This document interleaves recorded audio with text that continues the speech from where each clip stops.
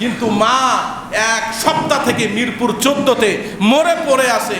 এই শিক্ষিত দিয়া, এই সফলতা দিয়া, এই কানাডার প্রবাসী দিয়া কি লাভ? আপনারাই বলেন, লাভ আছে? ভালো ছাত্র হওয়া মূল কথা না, সফল মানুষ হওয়া মূল কথা না, ভালো মানুষ হওয়া জরুরি। মানুষ সভ্য হতে পারে না কোরআনের জ্ঞান ছাড়া।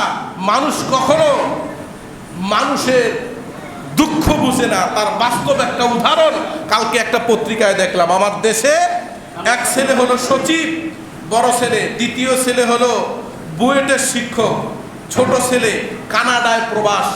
এই কানাডায় সে গ্রিন কার্ড পাইছে, বুঝেন তো? গ্রিন কার্ড মানে সেখানকার সিটিজেন।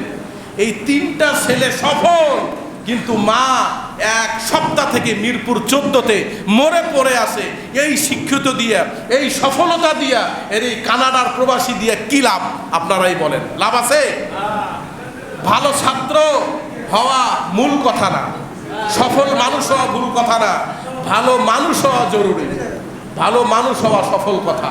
আল্লাহ আমাদের সকলকেই ভালো মানুষ বানায় দেখ। মা বাবার উপরে আমরা যেন ইহসান করতে পারি, মা বাবার উপরে আমরা যেন সকলেই দরদ দেখায়া ভালোবাসতে পারি। আল্লাহ এই দিন আমাদের পয়দা করেন, বলছে আমি। এক সপ্তাহ থেকে লাশটা পড়ে আছে, মায়ের লাশ। আরে বাবা, তোমার সচিব হয়ে লাভ কি?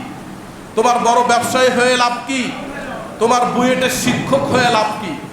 তুমি আমেরিকার সিটিজেন, তুমি কানাডার সিটিজেন হয়ে লাভ কি? তোমার মা এক সপ্তাহ থেকে মরে পড়ে আছে, দেখার মতো কেউ নাই। এরকম টাকা পয়সা, এরকম সন্তান থেকে আল্লাহ আমাদেরকে বিমুখ রাখেন। আমরা বলছি আমি। এরকম সন্তানের দরকার নাই। দুষ্ট গরুর চাইতে শূন্য গোয়াল ভালো, ঠিক কি না? আল্লাহ পাক রব্বুল আলামিন আমাদের সকলকেই মুমিন বান্দা হিসেবে কবুল করেন।